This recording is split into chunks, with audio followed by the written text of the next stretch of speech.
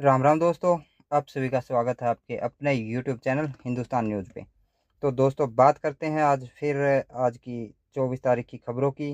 वित्त मंत्री निर्मला सीतारमण ने मंगलवार को लगातार 7वीं बार बजट पेश करने का रिकॉर्ड बनाया है। 1 घंटे 23 मिनट के भाषण में उनका फोकस शिक्षा, रोजगार, किसान, महिला और युवाओं पर रहा।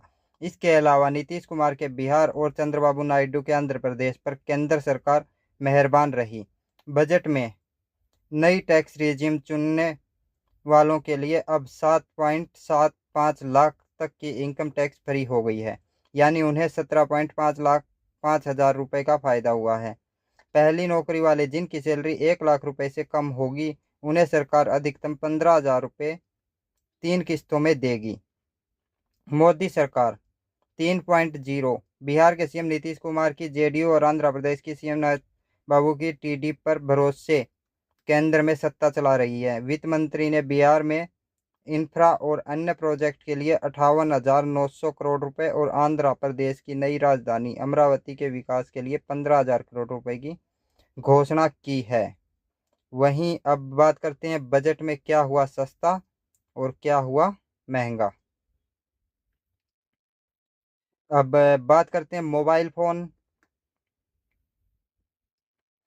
एग्रीकल्चर के मोबाइल फ़ोन और कुछ इलेक्ट्रॉनिक्स चीज़ें हुई सस्ती। हम्म सोलर एनर्जी को बढ़ावा देने के लिए सूर्य घर मुफ्त बिजली योजना के तहत 1 करोड़ घरों को 300 यूनिट तक हर महीने बिजली फ्री देने का भी बजट में शामिल किया गया। वहीं इसके साथ साथ एग्रीकल्चर के लिए 1.52 लाख करोड़ एमएसपी पर कोई ऐलान नहीं। सरकार ने एग्रीकल्चर से जुड़े सेक्टरों के लिए एक तो दोस्तों सुप्रीम कोर्ट ने कहा है नीट परीक्षा दोबारा नहीं होगी। सुप्रीम कोर्ट ने माना पूरी परीक्षा में गड़बड़ी होने के पर्याप्त सबूत नहीं है। कल से काउंसलिंग शुरू होगी। नीट केस के सुनवाई में सुप्रीम कोर्ट ने दोबारा परीक्षा करवाने का आदेश देने से इनकार कर दिया है। सीजेआई ने कहा फिलहाल हम दागी स्टूडेंटों को बेदागी स्टूडेंट से अलग कर सकते हैं। अगर जांच के दौरान दोषियों की पहचान होती है तो उनके खिलाफ कार्रवाई की जाएगी। अगर कोई स्टूडेंट इस फ्रॉड में शामिल पाया जाता है तो उसे एडमिशन नहीं मिलेगा। कोर्ट ने अभी अपना अंतिम फैसला सुरक्षित रखा है जिसके लिए कोई डेट जारी नहीं की है। नीट केस में सीजीआई की बेंच के सामने मंगलवार को 5वीं सुनवाई हुई। सीजीआई ने कहा हम पेपर लीक के ठोस सबूत के बिना री एग्जाम का फैसला नहीं दे सकते। हो सकता है कि सीबीआई जांच के बाद पूरी तस्वीर ही बदल जाए, लेकिन आज हम किसी हालात में यह नहीं कह सकते कि पेपर लीक पटना और हजारीबाग तक सीमित नहीं है। कोर्ट के आदेश के बाद अब 24 जुलाई से काउंसलिंग का प्रोसेस शुरू हो जाएगा। तो दोस्तों ये थी सुप्रीम कोर्ट में नीट परीक्षा को लेके जो हियरिंग हुई आज की, उसकी भी खबर। अब चलते हैं अगली खबर की तरफ। दोस्तों सुप्रीम कोर्ट बोला चुनिंदा मामलों में ही जमानत पर रोक लगे।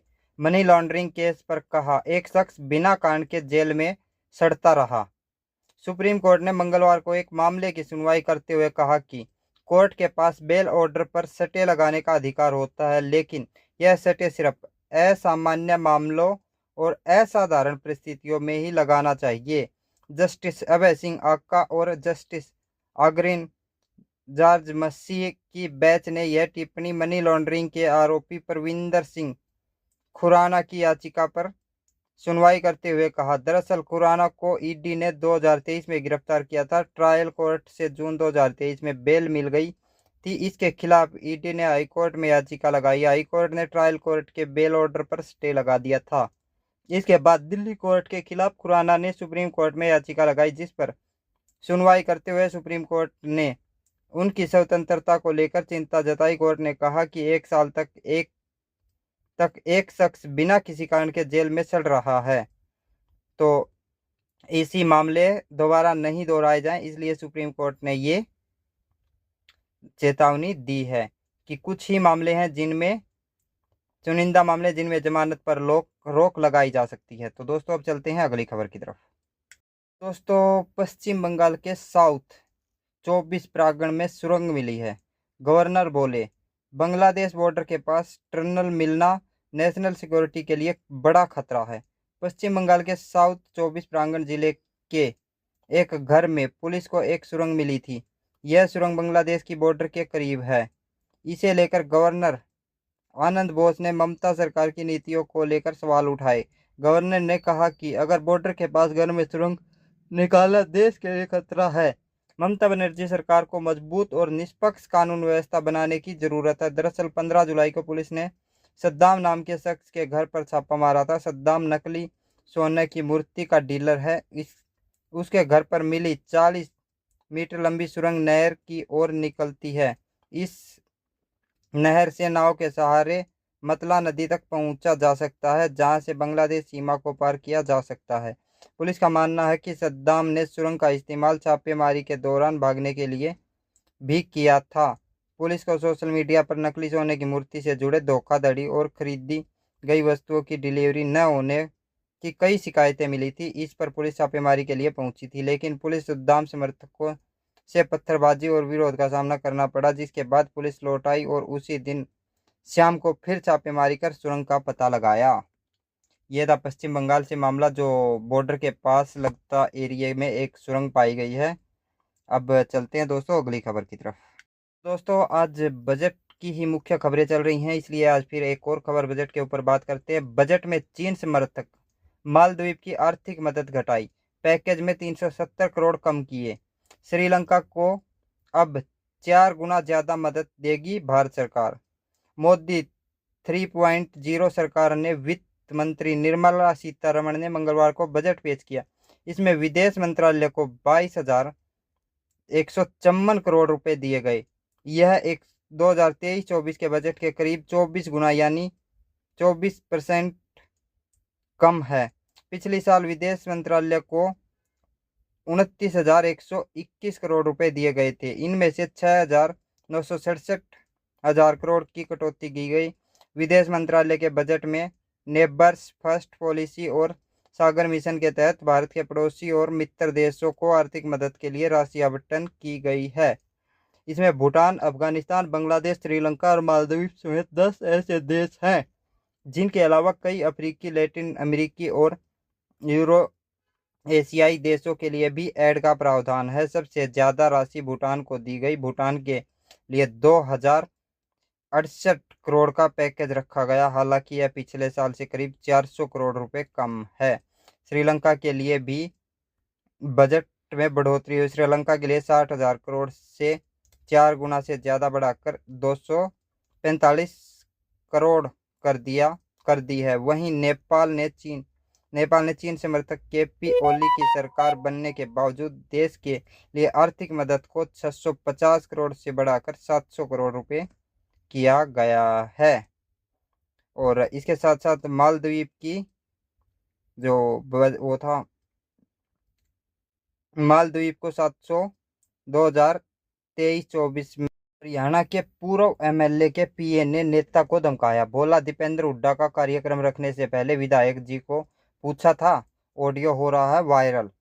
हरियाणा के प्रदेश स्तरीय गुरुदक्ष प्रजापति जयंती समारोह को लेकर कांग्रेस के बरवाड़ा से पूर्व एमएलए राम निवास गोडेला के पीए ने पार्टी के नेता को धमका दिया। दोनों की बातचीत का ऑडियो सोशल मीडिया पर वायरल हो रहा है। इस ऑडियो में पूर्व विधायक का पीए, जो खुद को मास्टर सतपाल बता रहा है, उसने पिछड़ा वर्ग के नेता श्रवण कुमार को फोन किया। उसने श्रवण कुमार से कहा कि जो समारोह हो रहा है, क्या आपने पूर्व विधायक से विचार विमर्श नहीं किया? यह सम्मेलन आजाद नगर में नहीं होगा बल्कि अनाज मंडी में होगा। इस बात पर दोनों में बहस हो गई और हम इस बात की पुष्टि नहीं करते, लेकिन यह मामला कांग्रेस सांसद दीपेंद्र हुड्डा तक पहुंच गया है। दीपेंद्र हुड्डा ने कांग्रेस के पूर्व विधायक गोडेला के कार्यक्रम के निमंत्रण की जगह आजाद नगर में कार्यक्रम की हामी भर दी है। तो दोस्तों ये थी हरियाणा को लेके एक खबर, जिसमें राजनीति अभी सक्रिय हो रहे हैं। अब चलते हैं अगली खबर की तरफ। तो दोस्तों बीजेपी में अटेली सीटिंग एमएलए का टिकट काटने का ट्रेंड चल रहा है। सीताराम के सामने राव की बेटी आरती ठोक चुकी है दावा। संगठन से जुड़े नरेश यादव भी एक्टिव हैं। हरियाणा में विधानसभा चुनाव के ऐलान में करीब 2 महीने का समय बचा है और यहां राजनीतिक सरगर्मियां तेज होने लगी हैं। खासकर सत्तारूढ़ बीजेपी के अंदर अभी से टिकट की दावेदार सक्रिय हो गए हैं। 2014 और 2019 में हरियाणा में बीजेपी की सरकार बनाने में सबसे बड़ी भूमिका निभाने वाले साउथ हरियाणा में हलचल ज्यादा दिख रही है। केंद्रीय मंत्री राव इंद्रजीत सिंह की बेटी आरती राव साउथ हरियाणा की अटेली सीट पर दावेदारी जताकर बीजेपी की सिटिंग एमएलए सीताराम यादव की परेशानियां बढ़ा चुकी है। आरती राव और सीताराम यादव के अलावा बीजेपी संगठन से जुड़े एडवोकेट नरेश यादव भी ग्राउंड पर एक्टिव हो चुके हैं। नरेश को लगता है कि राव और सीताराम यादव के बीच चल रही तनातनी के बीच का रास्ता निकलते हुए बीजेपी नेतृत्व संगठन से जुड़े अनुभव की वजह से उन्हें टिकट दे सकता है। तो दोस्तों, ये थी हरियाणा से खबरें जो आजकल चुनाव को लेके हैं। तो दोस्तों, आप लोगों को वीडियो कैसा लगा? अगर वीडियो अच्छा लगा हो तो वीडियो को लाइक करो, शेयर करो, चैनल को सब्सक्राइब करो। मिलते हैं नेक्स्ट वीडियो में, तब तक के लिए जय हिंद, वंदे मातरम, भारत माता की जय। जय श्री राम, हर हर महादेव।